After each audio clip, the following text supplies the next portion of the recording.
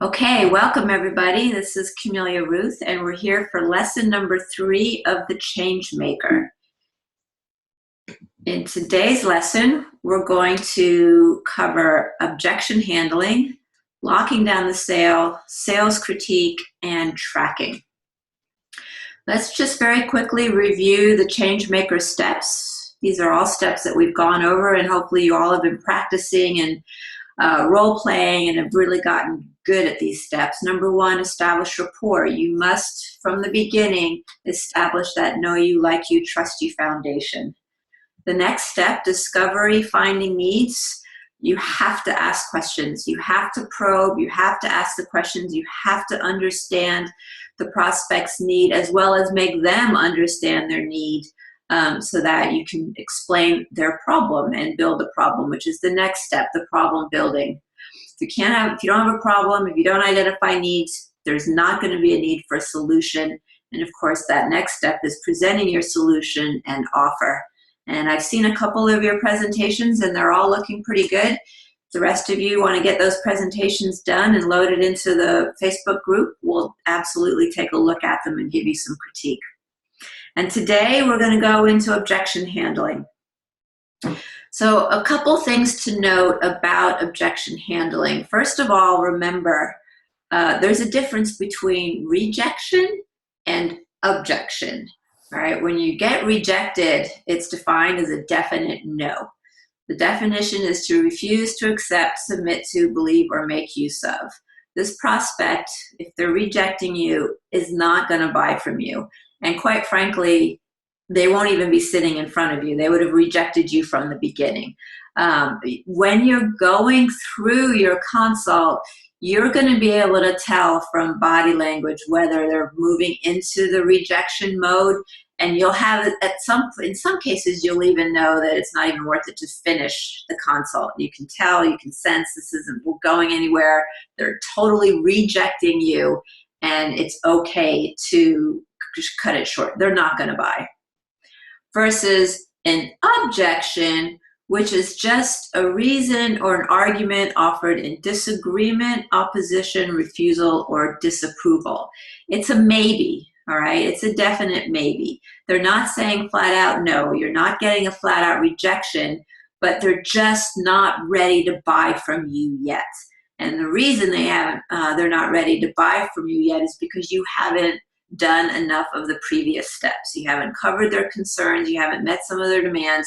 They're just not quite there yet. You've got more work to do in the sales process. And an objection is definitely something that you can overcome. Rejection, you're not, but objection, absolutely you can. So again, the objection is the perceived reason why someone thinks in their mind they can't do something. It's just perceived. Right? It's something that can be changed. It's a barrier that's existing for you right now. And again, it just means that you have more work to do in the selling process. It's actually a good sign when you have an objection, because the fact that they're still talking to you, they're still speaking their concerns, means that they're giving you a chance to answer their objection, right? If they're interested, if they're still interested, they're not even going to bother. If they're not even interested, they're not even going to bother to object, right? If they're done with you, if they're not interested, they're just going to shut down right away and give you complete rejection, right? So you're not going to be able to close the sale until all the objections are covered and settled. And that's what we're going to teach you to do today. So what are people really saying to you when they voice an objection? It's a series of things. They might start off with the price, but what they're really saying underneath all of that is, number 1, I don't trust you. So you haven't built rapport enough yet. Number 2, you haven't really shown me that I have a real problem. So you haven't done enough probing and discovery yet. You haven't proven that you can solve my problem, so your presentation sucked. You didn't do a well enough presentation to show them that, yes, you can solve their problem. There's no risk removal, right? We told you that a guarantee is absolutely important to have. You have to do risk reversal. And by having that guarantee in there, you're removing the risk of them potentially making a bad decision. And then quite frankly, you may just need to sell them more. They may not be ready to make that decision. They don't quite believe you. You haven't done all of the previous steps enough, and they need you to sell them some more. So you have to keep these things in mind. And this is why if you do those first 4 steps correctly, you will never get an objection unless they're really not supposed to be sitting in front of you.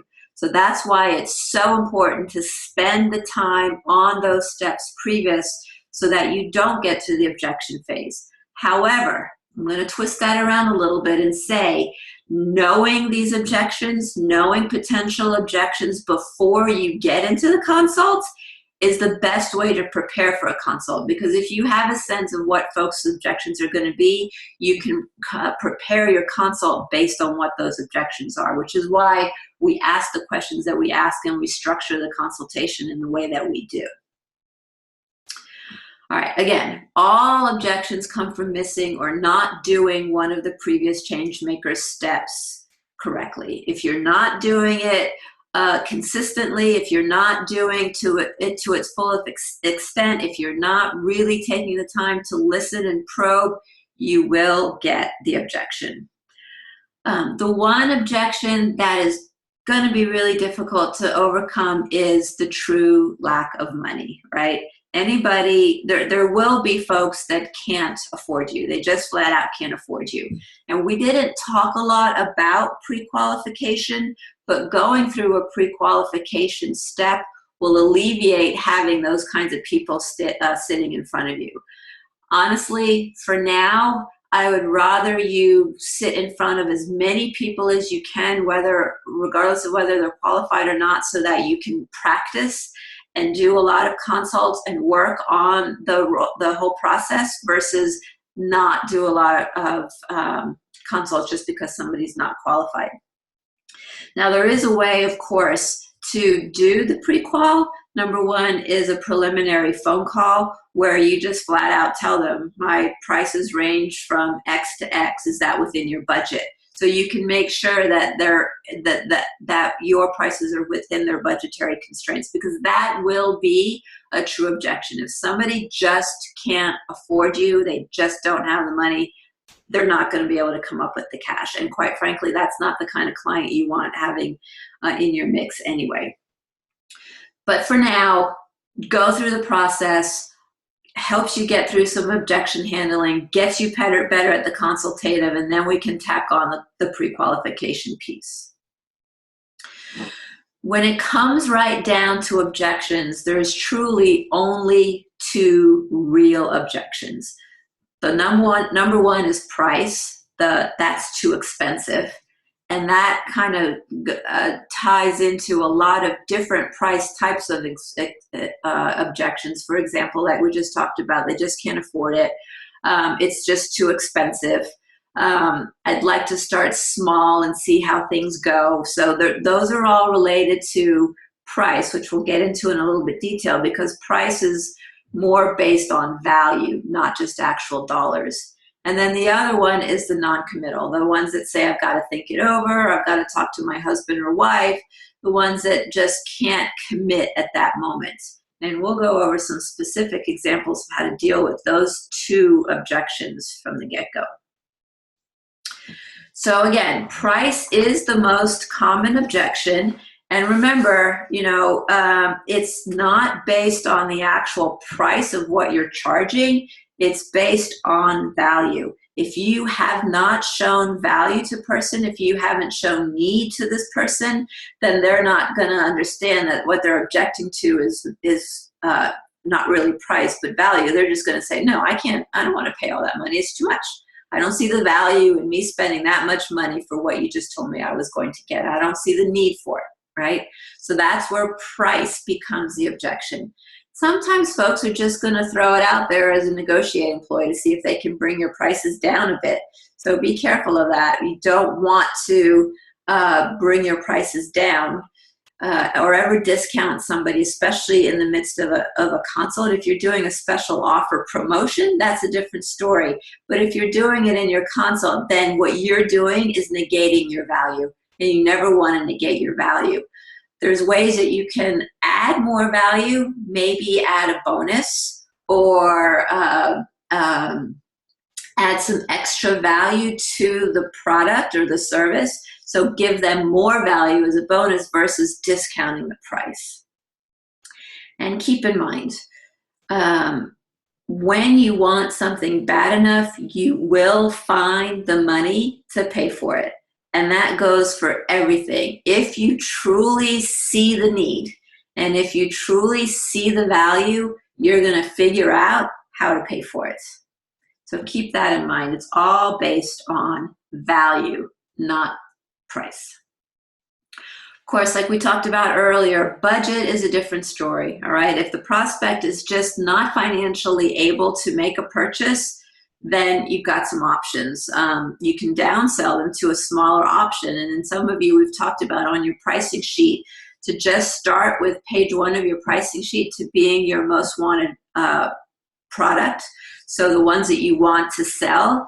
And then if that doesn't work, you need to downsell to a smaller option, have a backup page that has the other options that are lower in price, like maybe it's a 28-day challenge or a monthly membership, right? The smaller options, but don't ever show those smaller options with the programs that you're trying to get your clients into, the ones that you most want them to purchase. And then of course, once you're really good at the consultative process and you have a lot of sales, your close rate is high, you're getting a lot of sales, your ticket sale is high, we can add a pre-qual step so that the folks that are sitting in front of you absolutely are able to afford your programs. All right, again, more on objections. Again, if you do everything right, you're not going to get the objection. You must practice, practice, practice. And again, know the objections before you go into the consult. Knowing that you could potentially have a value objection makes sure that during the process, you're showing them the value and identifying their need. Knowing that you might have a non-committal type objection knows that you need to make sure you ask that question on a scale of 1 to 10. How committed are you? And don't leave that conversation until you get to 10. So knowing the potential objections before going through the consult and addressing them through the consult helps you when you get to objection handling. Again, we can't reiterate enough how important it is to practice. You must always practice. The more you practice, the more you role play, the more you do the actual consults, the more experience you're going to get and the more you're going to improve. So just continually practice, practice, practice on the entire objection handling process. This is another note on price, right, and value. If you really do put a small value upon yourself, rest assured that the world will not raise your price. Right? They're going to see the value as you set it. So again, don't discount, understand the value of what you have and what your programs offer and stick to your guns because truly you're changing lives and that's worth any amount of money. Just remember that the problem with discounting and lowering fees is that you have forever established that value as the lower amount, all right? So don't ever discount unless it's a one-time offer or, a 30-day offer, something that you're marketing as a discounted fee for a short time only. Don't ever discount it within the consultative process. Either offer them a smaller package or like we said before, offer them bonuses. Add some additional bonuses. Maybe you want to offer them a free report. Maybe you have a little widget you want to give them. Just offer some additional bonuses to increase that value. All right, so believe it or not, there's specific steps to going through the objection handling process, and it is a process, all right? This is not a quick answer. You're not just going to hear their objection and say, okay, fine. You have to understand the process of objection handling so that you can overcome it. What you're really doing here is rebuilding your case, all right? You didn't do it well enough the first time, so now you're stuck having to do it again. So don't just answer the objection on the fly. You need to rebuild this case, and you're going to look at this as a chance to get to understand the prospect even better and try to figure out what's really going on in their head, because there's something else going on in their head that you have not uncovered yet. So the steps are, and we'll go through each of these steps. Number one, listen. Listen to what they have to say. Don't interrupt them. Don't try to give them a quick answer. Go back to all the listening techniques we talked about in lesson number one and honestly listen to the objection. Next, you're going to question. You're going to question the objection so you can dig deeper and find out, what's really behind the objection. You're going to answer it. Confirm the answer to remove the objection. You got to make sure that in their mind that the objection has been removed, and then ask for the sale again. So step one, again, cannot ever talk about listening enough. You must listen, do not interrupt. Fight the urge to respond immediately because you're going to want to. You might be getting a little defensive. You might be thinking, holy crap, I just spent all this time. Why are you not just buying my product or program or service, right? Fight the urge to respond immediately. Take the time to learn. Learn about what they're saying and use all the listening techniques that we talked about before. And then you're going to question the objection, all right? We're going to peel the layers some more. You're going to keep asking questions about that objection until you get to the real objection. And this is going to also allow you to get back in control of the conversation. Remember, we talked about that person that asked the last question is the one that's in control, right? And they've kind of taken control a little bit by asking the objection and putting you on the defensive. The way to get back into control is to ask the question about the objection. So for example, if somebody, if you came out, did your closing offer and said, I'm going to recommend either my 6 or 12-month program, which would you prefer?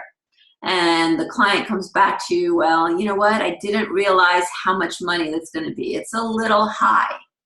Your response would be, okay, I understand, but tell me, a little high compared to what? What do you mean? Again, open-ended question, right? I'm empathizing. Okay, I can understand that, but tell me, little high compared to what? What do you mean? Okay, so make sure you answer the question, and now we got to listen again. Well, I'm not sure compared to what, but that's a lot of money for me to put on my card right now. I can't really afford that big chunk of change. All right, they've given you the reason now, all right? It's not that it's the price, it's the fact that they can't afford that big chunk of change immediately on their card. Okay, I understand that, and I know it's not a small investment, but let's break down what we talked about a little bit. You said you wanted to X, and I explained that it was going to take about 6 to 8 months to do this, right? And we needed this, so the 6 to 12-month program is what I offered to you. And the rate that we talked about is what I've spoken about, and it's not going to work, but you understand that this is what you need, correct? And the guy might say, okay, yes, that's correct, but it's just too much money to put on my card right now. It's just too much for me to put up front right now. Now you can come up with a solution. Okay, well, would it be helpful if we broke it into some smaller payments? All right, we can break it down into smaller payments. So what if we broke it down into 2 payments or 3 payments or even 4 payments? Because if we're going to be together for 6 months, I can do 4 payments for you. All right, so you're working with the actual objection, which again isn't price. You're still getting the same price, but what you've managed to do is break it down into chunks, which is what the objection was. I can't make all that payment at one time. That was a big chunk of change.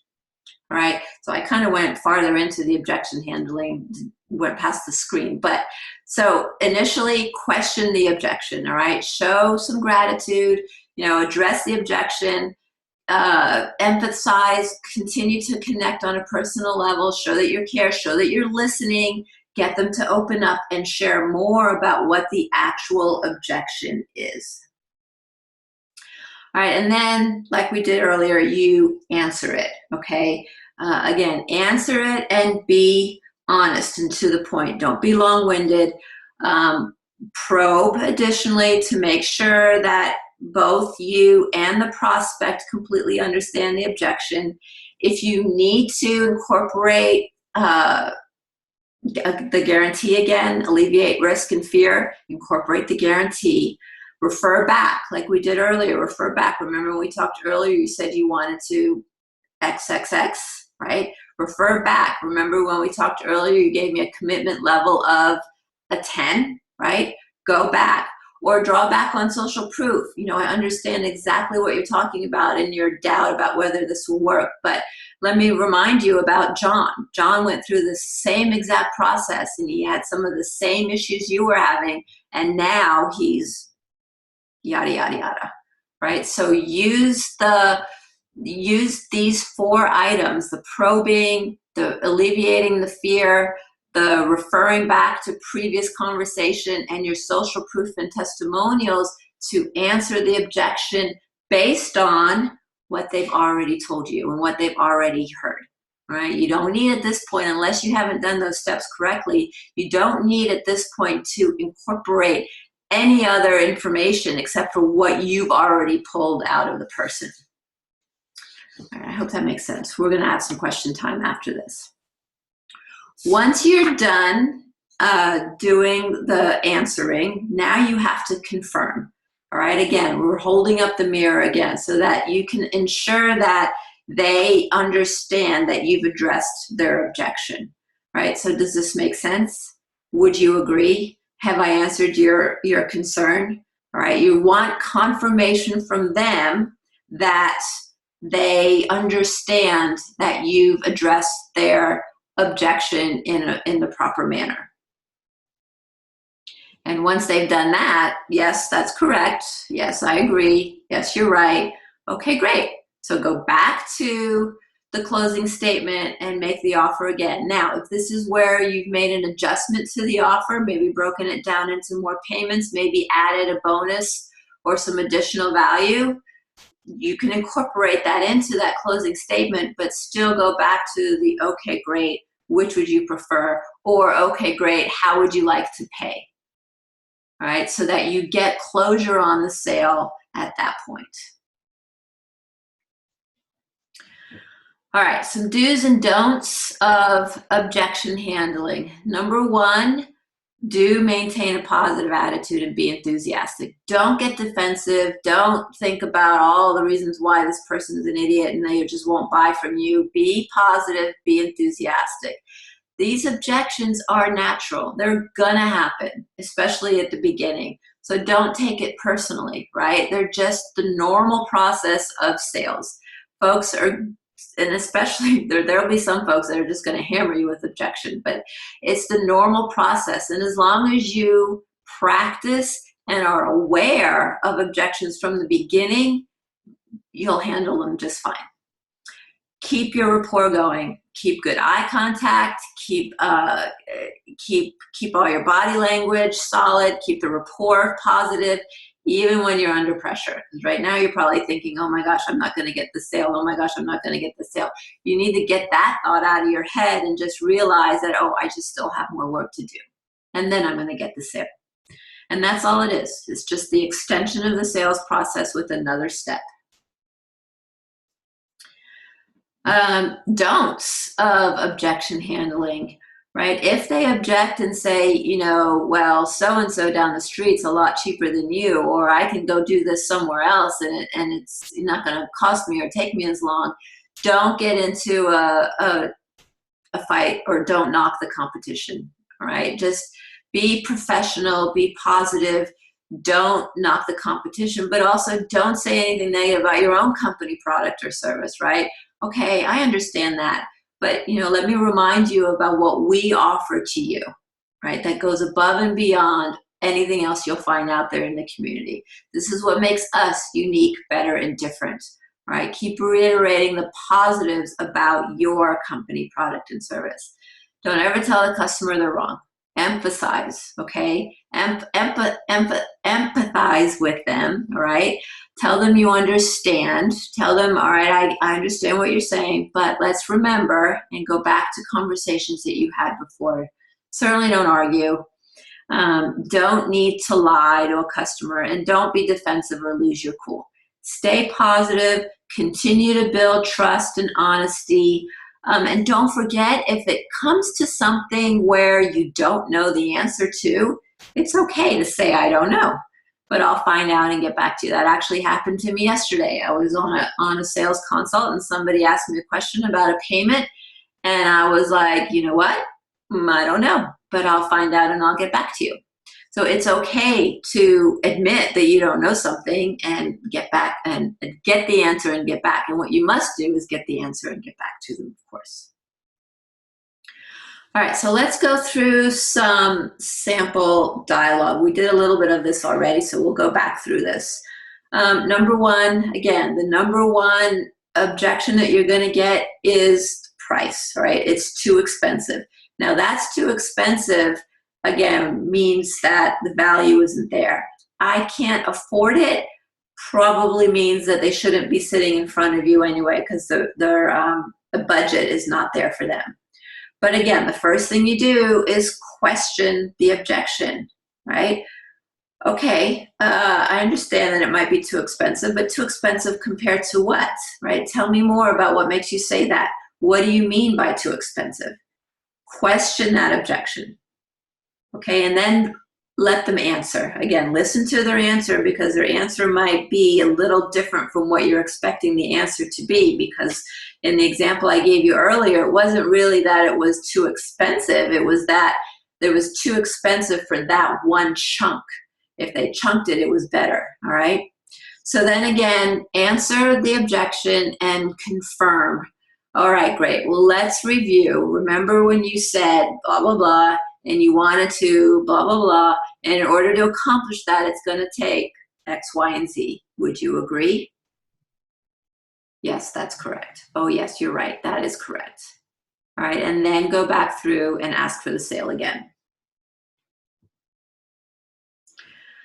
All right, example number 2 is the have to think about it, right? And the have to think about it, there's 2 components to the have to think about it that you want to consider.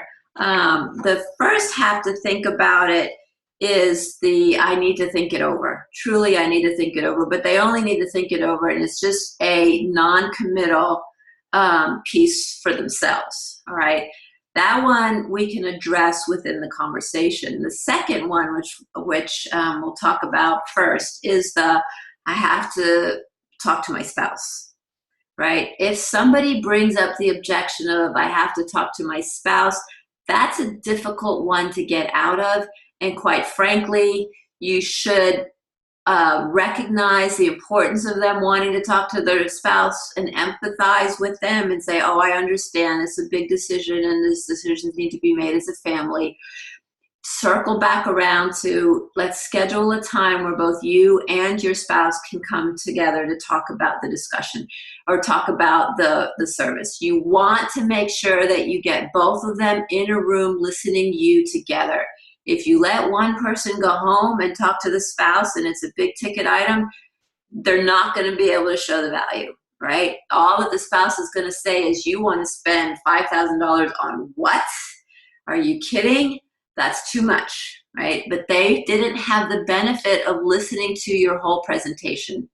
So it's important that if you get the objection of I need to talk to my spouse, that you just stop the consult at that time, respect their need to have their family member or whoever in the room with them, and reschedule. But reschedule before they leave the room. Don't just say, go home, talk to your husband or wife and give me a call and we'll reschedule. Say, okay, great. Well, I have some time available on this date and this date.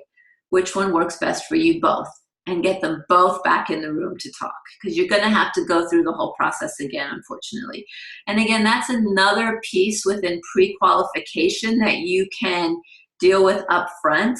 When you're talking on the phone with somebody or you're emailing back and forth to get the consult scheduled, a simple question you can ask up front is Is there anybody else involved in the decision-making process that should be part of this conversation? And if they say yes, then say, great, when is a good, let's get you both in. I almost said, when is a good time, but you don't want to say it that way. Say, okay, great, well, I have time available here and here. Which one works best for you both? So get them into the room initially, and it'll save you the step. But the non-committal for a person on his own, right, that I have to think about it, is an objection that you can absolutely deal with in that same conversation, all right? So again, I have to think about it. It's a great presentation and everything, and I love what you do, but I really want to think about this for a little while. Question the objection. Okay, great, I want to give you the time you need to think about it, but tell me your reasons for buying now versus later. Or what is it exactly that you'd like to think over? All right, so question the objection and let them answer. Well, it's a big package, it's kind of overwhelming. I've spent a lot of money before on these things and I've always failed. I'm not really sure that I can go through with this, right? Some real reasons that quite honestly means that you did not build the problem enough, right? So you're gonna probably want to go back through probing needs and problem and reconnect with the commitment especially, okay? I hear what you're saying, and I know you've tried in the past and failed, and we talked about that, and I showed you examples of all clients that have gone through what you've gone through in the past and have gotten results, and you can too, right? And I explained to you that we guarantee our results 100%. Right? I'm committed to solving all my clients' problems and helping them reach their goals, right? And so let's review. But you can do the same type of sentence. Let's review. We'll need to do X, Y, and Z in order to accomplish what it is you're accomplishing. That makes sense? Would you agree? Yeah, okay, I see that. And I didn't realize there was a guarantee. Maybe they just forgot about the guarantee. The guarantee is a great way to remove the risk for the I have to think about it. And then you can ask for the sales again. Okay, great. So how would you like to pay for that? Okay, great. So which one would you want to go with, the 3-month or the 6-month, or the 6-month and the 12-month? Right, so some great dialogue to help you through some of these objection handling pieces. All right, so that's it for the actual objection handling process. And remember, it is a process. There are specific steps that you must go through, and those steps, number 1, absolutely listen and never interrupt the objection. Number 2, question it, right? Do more probing, do more questioning, understand exactly what they're talking about with the objection, and then answer it based on what they've already told you, all right? You don't need to add things into this conversation at this point. Just answer it based on what they've already told you. Then confirm the answer to remove the objection and ask for the sale again. And then when they say yes, you gotta lock them down. And you wanna lock them down quickly and get them out the door quickly, so they're not just standing around asking a bunch of questions and starting to second guess or doubt their decision. So the first thing you want to do is get them any agreements and contracts that you need to have signed and get them signed. And then collect the money. All right, absolutely collect the money. Get that credit card or however the payment you're going to get, collect the money. And set some expectations. So for example, great, let's get you scheduled for your first appointment. And at that time, this is what's going to happen. All right, and this is what I expect. And this is what you can expect from me. Set those expectations, get them scheduled for that first appointment, and get them out the door. Why are you going to do these things? Well, number 1, it's going to get them fully committed to the process. They're in, they're paid for, they're ready to go. And they're excited, right? They're really excited right now. And so you want to make sure that you also have the right expectations of the relationship from the start, so there's no surprises. And they're, like I said, they're motivated, they're ready to start, they want to go, knowing that they're going to come back in the next day or so, and what they can expect and what's going to happen is exactly where you want them to be. All right, now there's some tracking things that I really recommend that you all do as a part of your whole sales process. You know, for some of you, we've really gotten into some real tracking in terms of numbers within your business from a financial perspective, from a marketing perspective. Well, now we're going to layer on from a sales perspective. We must track to see how things are going. And the first type of tracking you're going to do is the critique. All right, there's a critique sheet that I'm going to show you here in a second.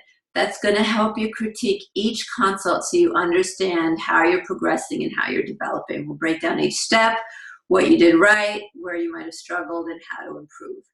So immediately following the critique, when the person has walked out of the room, when it's still fresh in your mind, grab one of these sheets and write down your thoughts right away. Give it the date, who it was, who did it, and then on each of the steps, critique how you did.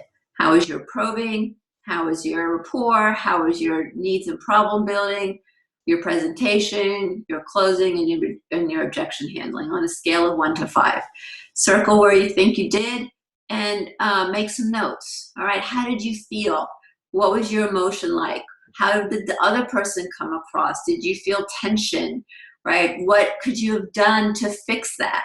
Was your objection handling awful? Did you just kind of stumble all over your words? And what could you have done to not stumble? Did you need maybe to write out some points? Did you not have your presentation flowing the right way? You need to make an adjustment to a slide.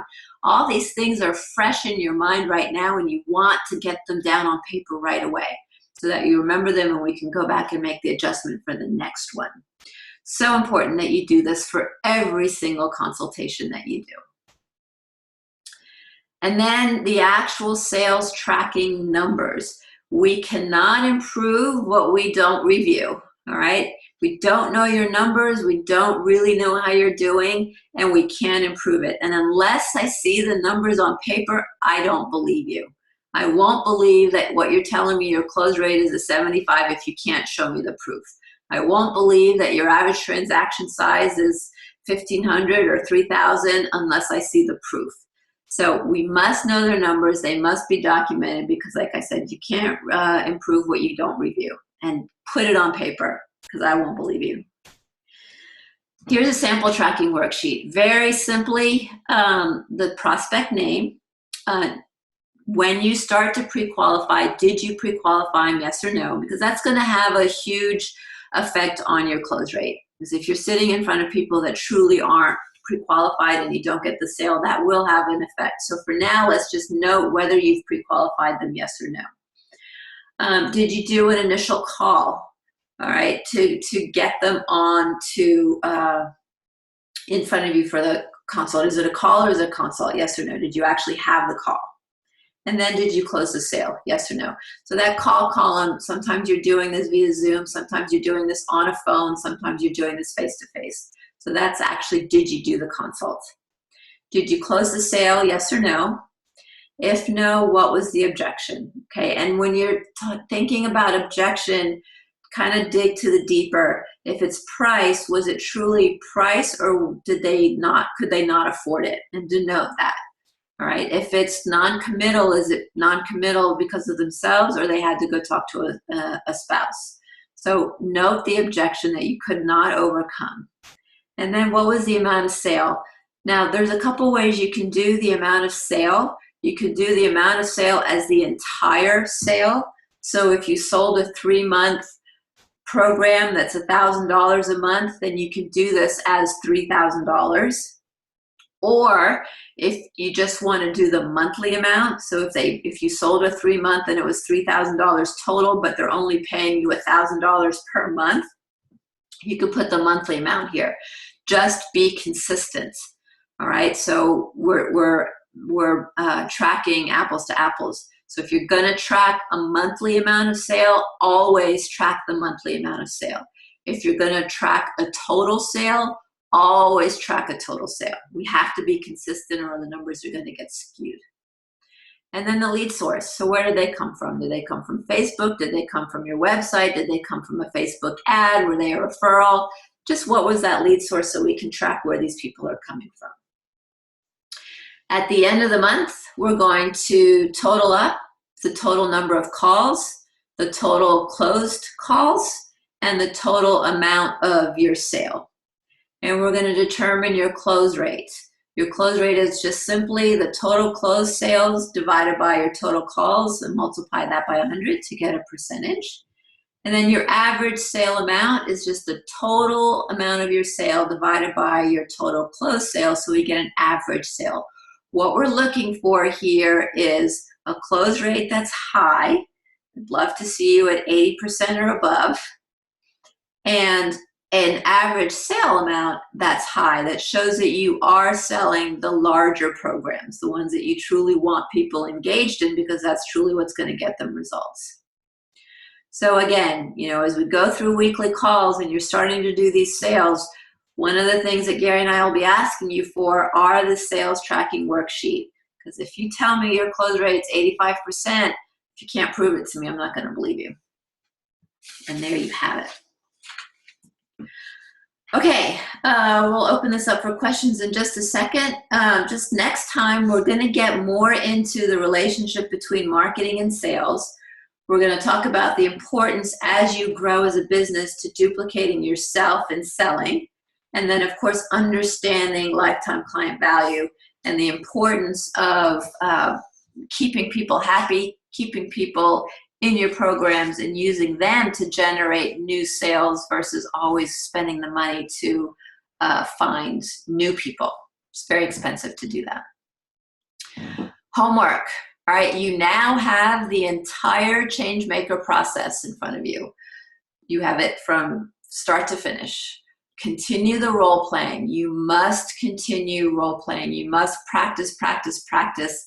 Love to hear about your successes and the consults that you're having and what your results are and what the objections are and how you're overcoming those objections or even not overcoming those objections.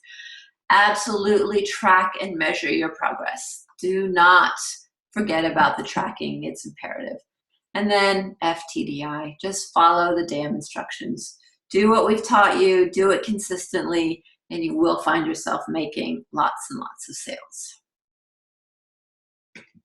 All right. We have to open it up for questions. Anybody have any questions? I do. Okay, great. On your pricing sheet, so you present everything paid in full. Like if you're doing a 12-year, it's like you want them to pay in full. Yeah, you can do it two ways. You can absolutely just put the paid in full amount and this is what you want them to pay, or you could put the paid in full amount and put a monthly amount also. Either way is fine. Okay. Remember, what you show them, they will probably be attracted to the lowest option available to them that you've shown them, which is why I told you to put your most wanted offers programs on the first page, and then the second page is all those downsells that, if you can't get them to your most wanted, then all right, you have some other options for them. Okay. What's the most amount of months that you would suggest to pay off something? Like, is there anything on that part before it starts to get like too long? Like right now we have on a 3-month program, we've offered up, okay, pay within 4 months. Yeah, I would never have a payment going past the length of the program. So if your program's 3 months, pay for 3 months. If it's 12 months, pay for 12 months, but never more than what the program actually is. And if you don't have cancellation fees or policies in place, you should put that in place. Give it, typically to cover the cost and the expense of finding a new client is 1 month of service, right? Or maybe not, because some of your monthly programs are pretty high. I've seen around $300 cancellation fee. Right, so if somebody wants to back out, great, you can back out, but there's a $300 cancellation fee for you backing out of your full program. So you absolutely want to make sure you have some type of cancellation thing identified. Could have made a couple bucks already on that. Amelia, how do you, I have most of my people on auto pays, but I have a few that when they come in, they're like, oh no, I just want to pay cash or check.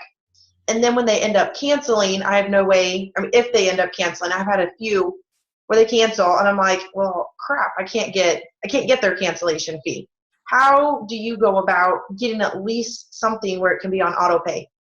In case they don't, that happens.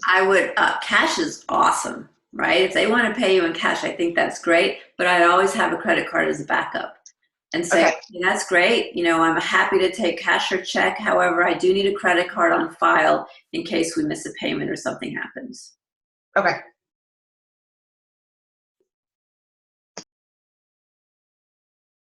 Anything else? Gary, you got any comments, thoughts, anything you want to? Just super important, guys, that you can't improve what you don't review, right? That's just a big part, and I think that goes into everything that we do, right? Yeah, I don't believe you, Stan.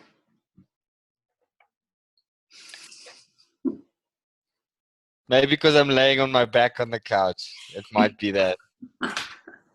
I'm still enjoying the presentation even though I'm laying. You guys look so serious. It's 7:20 in the evening, so I have to be on the couch by now. Where are your hands?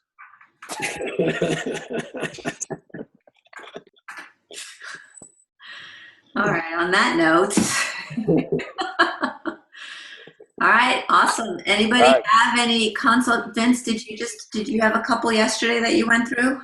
No, it's funny. So I had to go through the thing with the kid that ended up, so his brother had a basketball game that he forgot about. So I got the mom's number, reached out to her to get it all scheduled up. And then I've got in a half hour, I've got my first one with that sales presentation. All right, cool. So I'm stoked about that. Okay, anybody have any questions or comments about anything that we've gone over?